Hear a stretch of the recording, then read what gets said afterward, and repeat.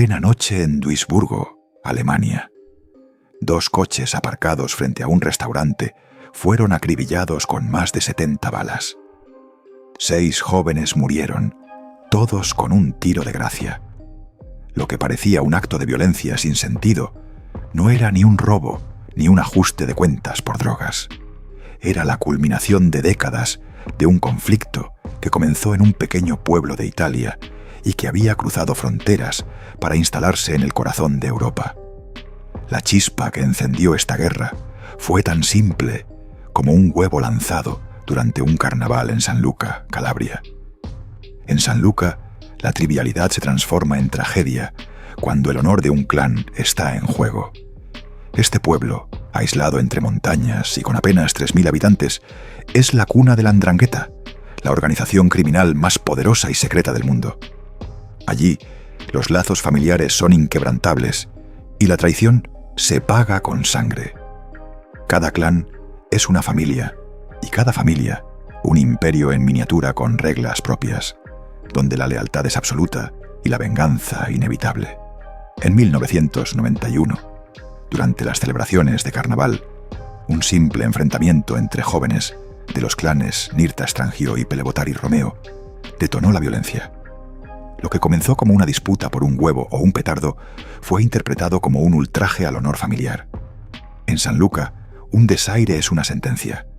Esa noche, 2 miembros del clan Nirta Strangio fueron asesinados. Lo que para la sociedad exterior era un incidente menor, para los clanes significaba guerra. Durante los años siguientes, el pueblo quedó sumido en un conflicto silencioso pero constante. Asesinatos selectivos, amenazas anónimas y atentados escondidos detrás de negocios legales mantuvieron a San Luca en una tensión perpetua. El conflicto escaló hasta el año 2000, cuando los ancianos patriarcas intentaron imponer una tregua frágil. Sin embargo, la paz era solo aparente. El odio seguía latente, escondido como un veneno bajo la piel del pueblo. En 2006, esa tensión explotó de forma brutal. Francesco Pele, conocido como Pakistán, quedó paralítico tras un atentado que apuntaba directamente a él. Desde su silla de ruedas, juró vengar cada ofensa sufrida por su familia. La oportunidad llegó rápidamente. Un comando armado atacó la residencia de Giovanni Nirta, jefe del clan rival. Giovanni logró escapar ileso, pero su esposa, María Strangio, fue asesinada.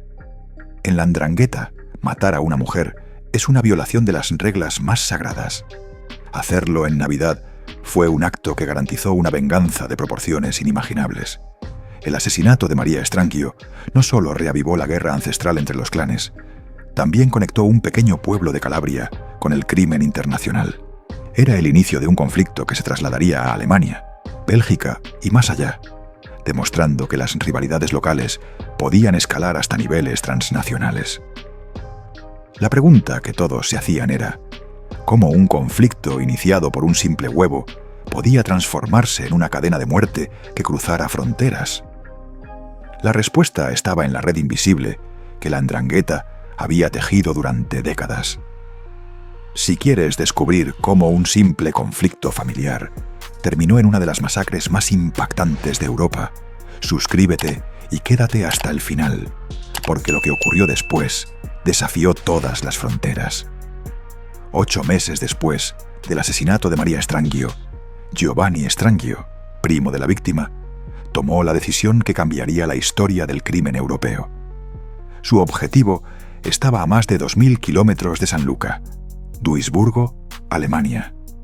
Allí, el clan Pelevotari Romeo había establecido negocios legítimos como restaurantes, hoteles y pizzerías, que funcionaban como fachadas para lavar dinero y coordinar operaciones internacionales.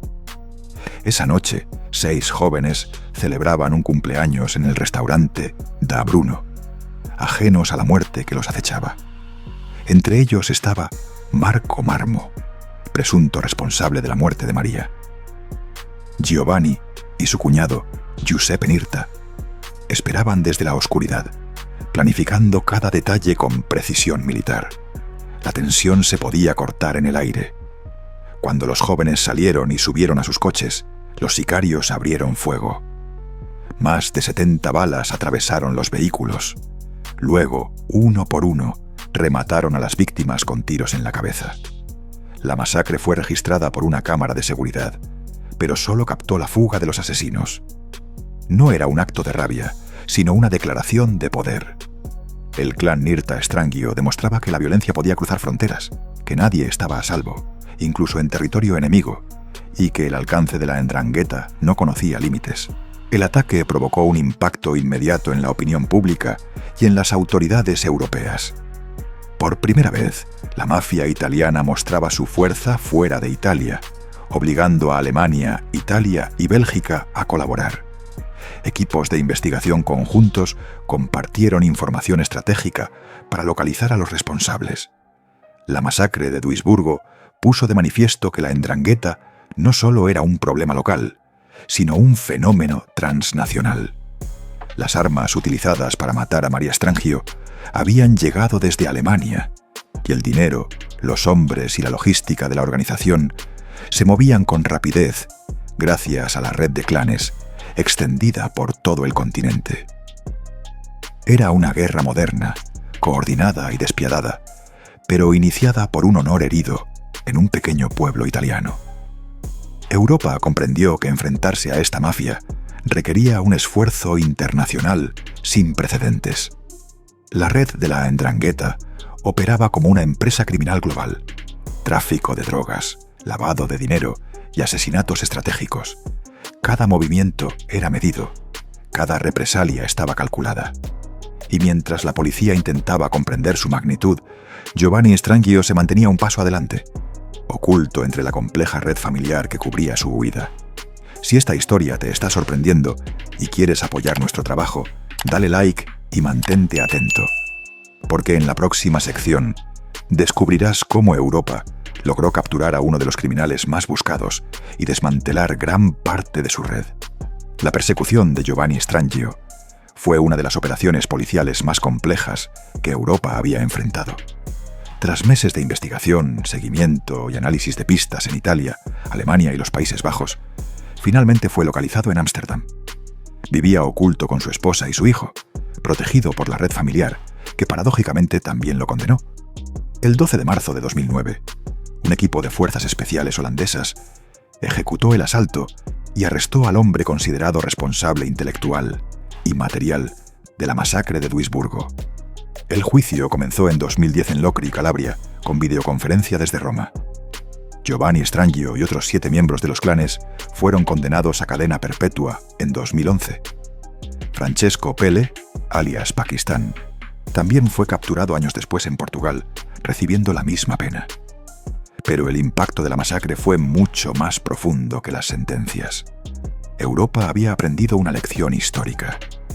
La violencia de estas organizaciones no tiene fronteras, y la cooperación internacional es esencial para enfrentarlas. Se crearon nuevas unidades, como la Red Adon y el proyecto ICANN de Interpol, y operaciones como Eureka 2023 lograron desmantelar gran parte de la red de los Nirta y Pelle en Alemania. La historia de Duisburgo es un recordatorio brutal de cómo un conflicto iniciado por un simple huevo puede escalar hasta un fenómeno continental. La 'Ndrangheta volvió a las sombras, pero su red sigue activa, lista para actuar. El legado de la masacre es una advertencia de que, bajo la superficie de la vida moderna, existen fuerzas antiguas regidas por la sangre, la lealtad y la venganza. Europa comprendió que el crimen organizado transnacional no es un problema local, sino un desafío global que exige coordinación, inteligencia y vigilancia constante. Comenta tu opinión sobre esta historia y qué crees que podría suceder si organizaciones como la 'Ndrangheta operan en secreto en Europa. Tu comentario ayuda a generar debate y a que más personas conozcan la verdad detrás de estas redes criminales.